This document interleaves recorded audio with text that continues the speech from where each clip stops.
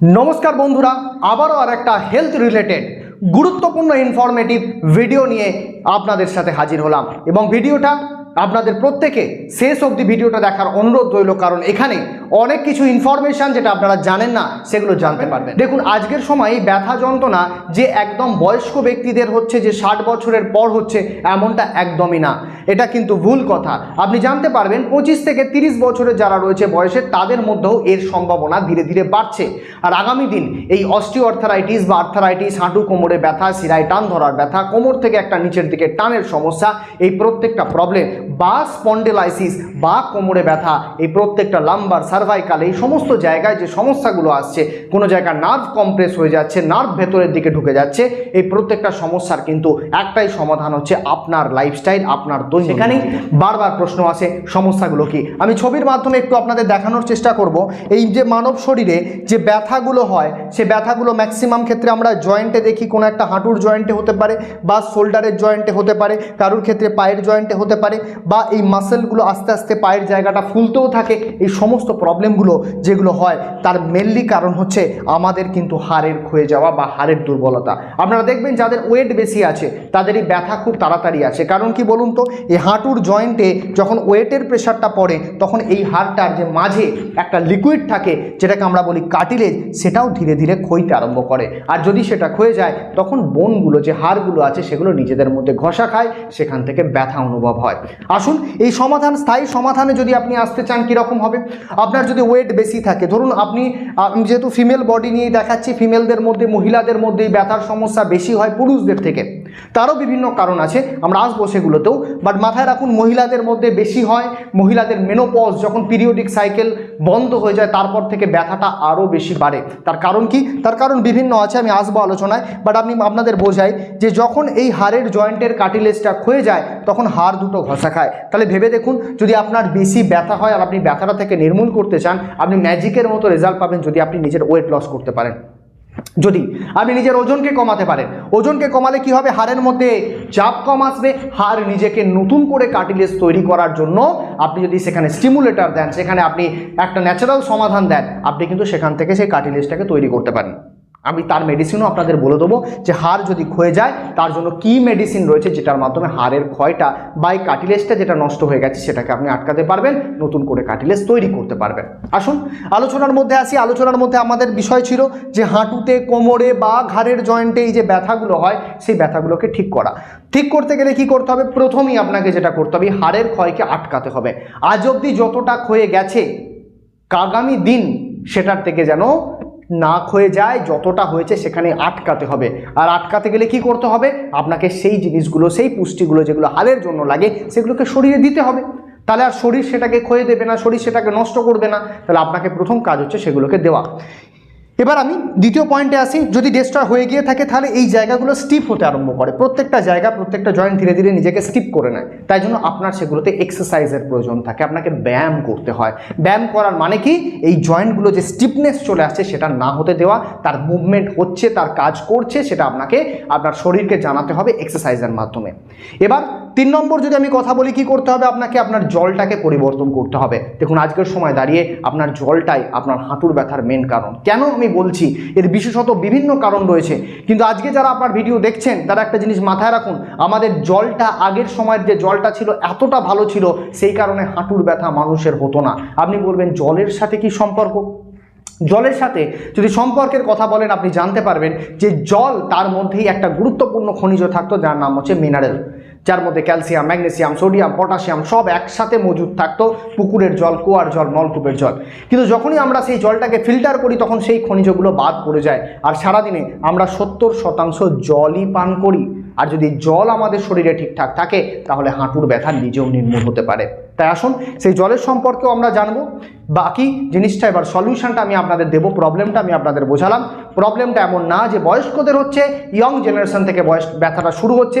আজকে যারা ইয়ং জেনারেশনের আমার ভিডিও দেখছেন, আপনারা নিজেদের রিলেট করতে পারবেন। হতে পারে আপনার শিরায় টান রয়েছে, ব্যথা রয়েছে, বা জাম্প করতে গেলে পায়ে লাগছে, কিছুতে কিছু ট্রেন ধরতে যাচ্ছেন, দৌড়াচ্ছেন, বাস ধরতে যাচ্ছেন, দৌড়াচ্ছেন, সেখানে আপনার কষ্ট হচ্ছে। এই প্রত্যেকটা সমস্যার স্থায়ী সমাধান কিন্তু আজকের এই ভিডিওতে পাবেন। প্রথমেই আপনাকে যেটা করতে হবে, মিনারেল আপনাকে নিতেই হবে। মিনারেল বলতে কি, যে আপেলের মধ্যে মিনারেল থাকে, যে কারণে আমরা আপেলটাকে দাম দিয়ে কিনি, ফলের দাম এত বেশি, তার একটাই কারণ ওর মধ্যে মিনারেল থাকে। এই মিনারেলের অভাব হাঁটুর ব্যথার প্রধান কারণ, তাই মিনারেলের সমাধান আপনাকে খুঁজতেই হবে। কিন্তু দেখা যায় আজকের বিভিন্ন রিপোর্ট আসছে, Indian national institute of nutrition থেকে রিপোর্ট আসছে, আইডিএ ইন্ডিয়ান ডায়েটিক অ্যাসোসিয়েশন থেকে রিপোর্ট আসছে, সেখানে পরিষ্কার বলে দেওয়া হচ্ছে যে আজকে আমাদের ফলমূল বা শাকসবজিতে ততটা পুষ্টি, ততটা মিনারেল নেই। এবার আপনি কি করবেন? সারাদিনে আপনার সঠিক মিনারেলের জন্য সারাদিনে 10 থেকে 12টা আপেল আপনাকে খেতে হবে। সেটা যদি পসিবল হয় আপনি বেছে বেছে নাটস খেতে পারেন, আপনি ড্রাই ফ্রুটস খেতে পারেন। এই সমস্ত জিনিসের মধ্যে মিনারেল কিছুটা হলেও এখন অবধি আছে। কিন্তু যদি আপনি চান যে এই সমস্ত কমপ্লিকেশনের মধ্যে আমি যাব না এবং আমি একদম কেমিক্যাল ফ্রি, ন্যাচারাল, পিওর মিনারেলের সলিউশন আসবো, তাহলে একটা সলিউশন, অনেকেই এটা জানেন না, আমি আপনাদের জানাই, এমন একটা ড্রপস রয়েছে যার মধ্যে সমুদ্রের তলদেশ থেকে পিওর মিনারেলকে কালেক্ট করে এর মধ্যে দেওয়া রয়েছে, নাম হচ্ছে সিএমডি ড্রপ। সিএমডির পুরো নাম হলো কনসেন্ট্রেটেড, মানে ঘন মিনারেলের ড্রপ। এই ড্রপের মধ্যে আপনি পাচ্ছেন 70 থেকে 72টা মিনারেল, এবং তার সাথে আপনি পাচ্ছেন আপনার বডিকে অ্যাসিডিক হওয়া থেকে আটকানোর জন্য অ্যালকালাইন বুস্টার। এর সাথেও আপনি এই ড্রপের মধ্যে পাবেন ভিটামিন D3, যেটা আপনার হাঁটুর ব্যথার জন্য সবথেকে গুরুত্বপূর্ণ জিনিস, ভিটামিন D3, যার জন্য ক্যালসিয়াম শরীরে প্রবেশ করতে পারে না, সেলে প্রবেশ করতে পারে না, হাড়ে প্রবেশ করতে পারে না। এই তিনটে জিনিসের সলিউশন যখন একটা ড্রপের মধ্যে থাকবে, সেই ড্রপ আপনার শরীরে যখন যাবে, আপনি শরীরে নতুন ফুর্তি অনুভব করবেন, আপনার চলন ক্ষমতা বেড়ে যাবে, আপনি নিজের মোবিলিটি বাড়িয়ে ফেলবেন, আপনি নিজেকে ফ্লেক্সিবল বোধ করবেন যখনই এই মিনারেল ড্রপ আপনার শরীরে যাবে। এটা মিরাক্কেল একটা জিনিস, এটা আপনার প্রথমেই লাগবে। এরপর দ্বিতীয় সমাধান কি হতে পারে? আপনি ক্যালসিটোন বলে একটা ট্যাবলেট পাবেন যার মধ্যে ক্যালসিয়াম আছে। এই ক্যালসিয়াম গিয়ে আপনার হাড়ে প্রবেশ করবে, যখন আপনি মিনারেল ড্রপ নিচ্ছেন আরও বেশি করে হাড়ে প্রবেশ করবে, হাড়ের ক্ষয়টাকে আটকাবে, হাড়টা ধীরে ধীরে মজবুত হতে আরম্ভ করবে। কিন্তু এরপরেও যদি সমস্যাটা আপনার এরকম হয় যে আমার শরীরে ইনফ্লামেশন আছে, যেমন রিমাটয়েড আর্থারাইটিস যেটাকে আমরা বলি, যার রিপোর্টে চলে আসবে RA ফ্যাক্টর বেশি, ইনফ্লামেশন বেশি, CRP বেশি, এই প্রত্যেকটা রিপোর্টে যখন আসছে, বা আপনার ব্যথাটা কনস্ট্যান্ট একটা জায়গায় নেই, কখনো এ পায়ে হয়, কখনো অন্য পায়ে হয়, কখনো কোমরে হয়, কখনো ঘাড়ের মধ্যে ব্যথা আসছে, এই ব্যথাটা যখন ছড়িয়ে ছিটিয়ে থাকছে, আর ব্যথাটা যখন ছড়িয়ে ছিটিয়ে থাকছে, তখন আপনাকে বুঝতে হবে সে আপনার রিমাটয়েড আর্থারাইটিসের একটা টেন্ডেন্সি আছে। সেখানে এই কম্বিনেশানগুলোর সাথে আপনাকে অ্যাড করতে হবে অ্যান্টি ইনফ্লামেটরি এজেন্ট। তার মধ্যে কি রয়েছে? ন্যাচারাল, প্রকৃতিতে কি আছে? প্রকৃতিতে সাল্লাকি আছে। প্রকৃতিতে সাল্লাকির সাথে কি আছে? সাল্লাকি ট্যাবলেটের সাথে কি আছে? মোরিঙ্গা আছে। মোরিঙ্গাকে আপনি ইউজ করতে পারেন। আপনি ইউজ করতে পারেন সাল্লাকির সাথে, মোরিঙ্গার সাথে আপনি ইউজ করতে পারেন ননিকে। ননি জুসের মধ্যে অ্যান্টি ইনফ্লামেটরি প্রপার্টি থাকে। এই প্রত্যেকটা সলিউশন আপনি যখন তার সাথে অ্যাড করবেন, তাহলে কিন্তু 100% আপনি রেজাল্ট পাবেন আপনার ব্যথা যন্ত্রণা।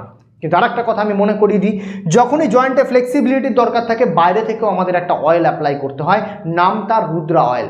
অয়েলের কাজ কি? জয়েন্টটাকে ফ্লেক্সিবল করবে, হাড়গুলোকে ঘষা খেতে দেবে না, সেখানে মোবিলিটি রাখবে করতে হবে। আর এই কম্বিনেশানে আমি আপনাদের বলি, আপনি 100% রেজাল্ট পাবেন। কেন রেজাল্ট পাবেন?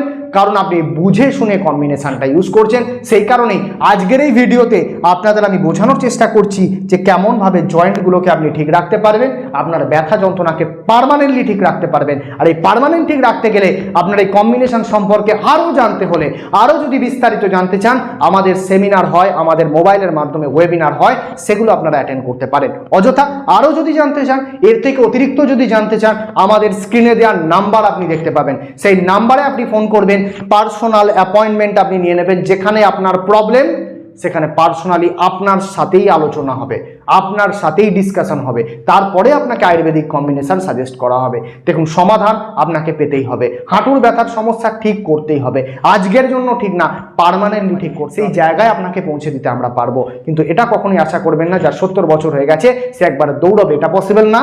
কিন্তু তেমনভাবে 25-30 বছর যাদের বয়স, তারা কিন্তু পার্মানেন্টলি ঠিক করে নিতে পারে। তাই বয়সের সাথে একটু রিলেটেড রয়েছে, কিন্তু সবাই রেজাল্ট পাবেন, সবাই সমাধান পাবেন।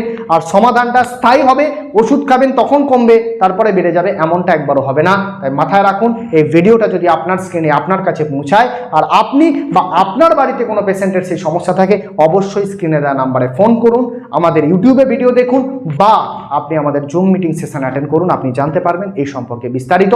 আর অবশ্যই স্ক্রিনে দেওয়া নাম্বারে ফোন করুন, জানার চেষ্টা করুন, কারণ জানলে কোনো ক্ষতি নেই, ব্যবহার করা আপনার ডিসিশন, জানার অপশান সবসময় খোলা রাখুন। অনেক অনেক ধন্যবাদ ভিডিওটা দেখার জন্য শেষ অবধি। যারা শেষ অবধি দেখছেন আমার তরফ থেকে অনেক নমস্কার। সবাই খুব ভালো থাকুন, সুস্থ থাকুন।